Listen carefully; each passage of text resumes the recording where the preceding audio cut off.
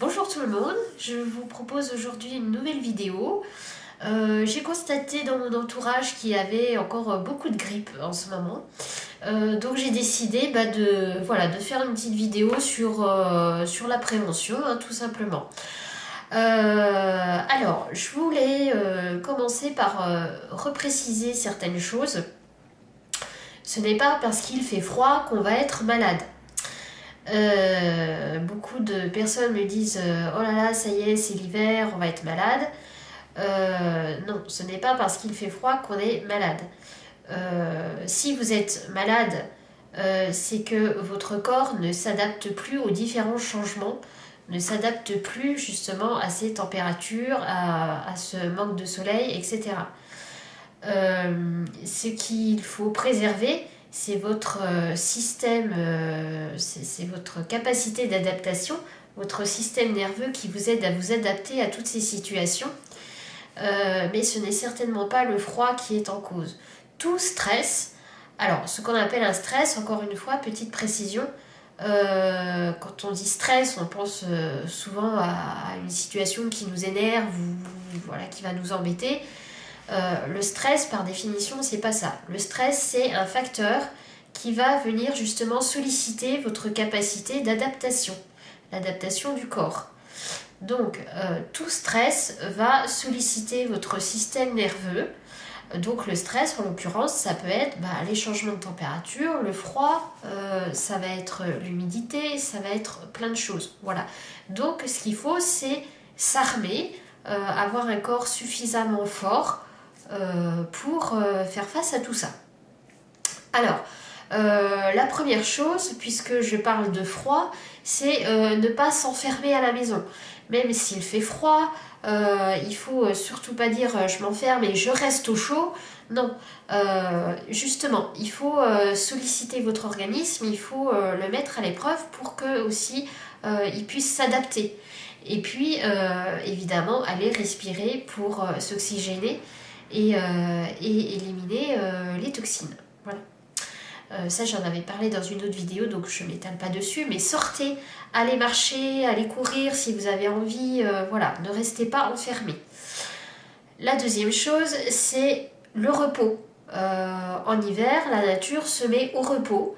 Eh bien, vous aussi, vous devez vous mettre le plus possible au repos. Il y a moins de soleil, donc on est plus fatigué. Il va falloir se ménager. Alors, je sais, vous allez me dire, oui, mais moi je travaille, voilà. Mais quand vous avez des moments, prenez ces moments pour vous reposer.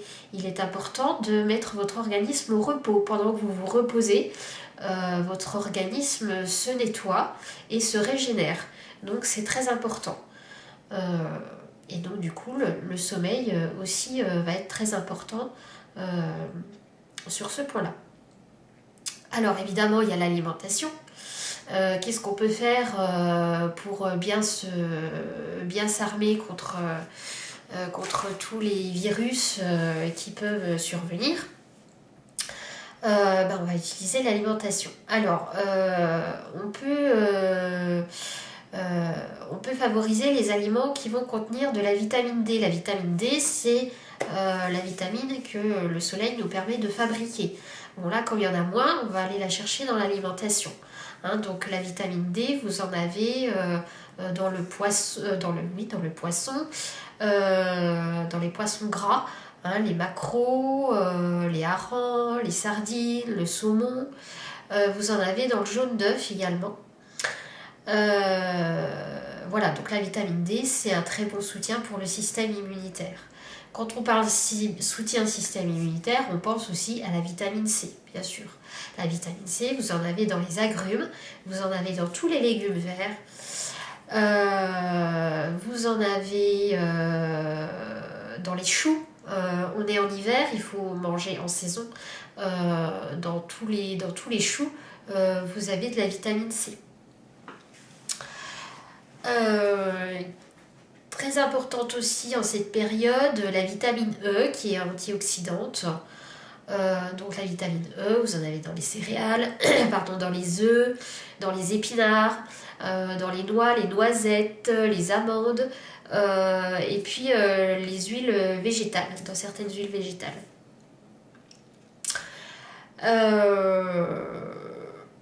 Ce qui est important aussi, c'est de prendre soin de votre flore intestinale. Hein. Votre intestin, c'est ce qui fait la majeure partie de votre immunité. La qualité de votre microbiote intestinal va vraiment jouer sur votre immunité. Donc prenez-en soin. Alors comment on en prend soin? On voit beaucoup de publicité pour les probiotiques. Oui, certes, il est important de consommer des probiotiques, mais si on veut que les probiotiques soient efficaces, il faut consommer des prébiotiques. Les prébiotiques, c'est ce qui va faire grandir les probiotiques. Hein, si vous ingérez des probiotiques mais qu'il n'y a rien derrière pour qu'ils se multiplient, ça ne sert à rien du tout. Vous pouvez acheter des compléments alimentaires en pagaille. Alors où est-ce qu'on les trouve ces prébiotiques? Dans les fruits et dans les légumes. Voilà, vous savez ce qu'il vous reste à faire. Alors, je vais vous parler des oméga 3 également. Pourquoi les oméga 3? Parce que ce sont de bonnes graisses qui ne vont pas venir surcharger vos organes qui vous permettent d'éliminer ce qu'on appelle les émonctoires, qui ne vont pas venir surcharger le foie par exemple, et donc qui permettent de rester en bonne santé. Donc les oméga 3, on en trouve encore une fois dans les poissons gras, ou alors dans les huiles végétales, comme l'huile de lin, l'huile de chanvre, l'huile de noix, l'huile de cameline, etc. Ça, ce sont des huiles que vous pouvez consommer. Attention, on ne fait pas chauffer ces huiles-là.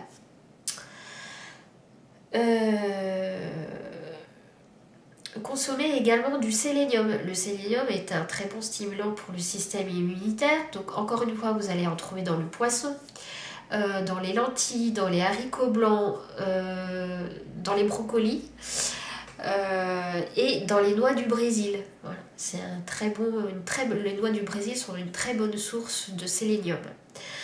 Vous pouvez également favoriser les aliments qui contiennent du zinc. Le zinc va favoriser la bonne santé du système immunitaire, mais il faut savoir que le zinc permet aussi de lutter contre l'anxiété et les troubles de la nervosité, ce qui est important en hiver.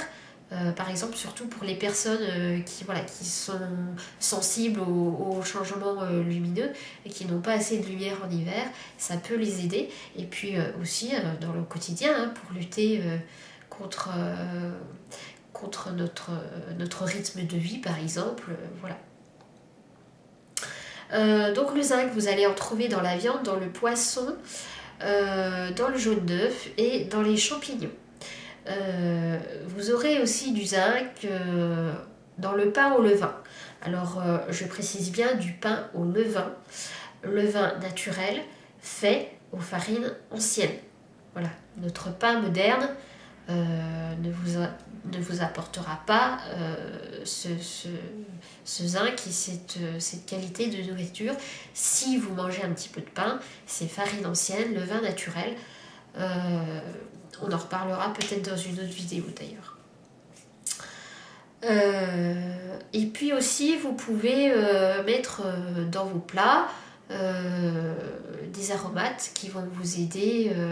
Le thym par exemple, le thym est un très bon anti-infectieux, antibactérien, un immunostimulant. L'ail également est un très beau bactéricide et va vous aider aussi à lutter contre toutes ces petits désagréments. Voilà, là j'étais dans la prévention. Si toutefois il y a des petits signes qui apparaissent, évidemment il y a plein de plantes qui peuvent vous aider, plein de choses qui peuvent vous aider à lutter contre les états grippaux, l'échinacée, l'huile de pépin de pamplemousse, voilà. Mais ce qui est important, c'est la prévention, de prendre soin de soi pour arriver à passer un hiver tranquille. Voilà, merci et au mois prochain.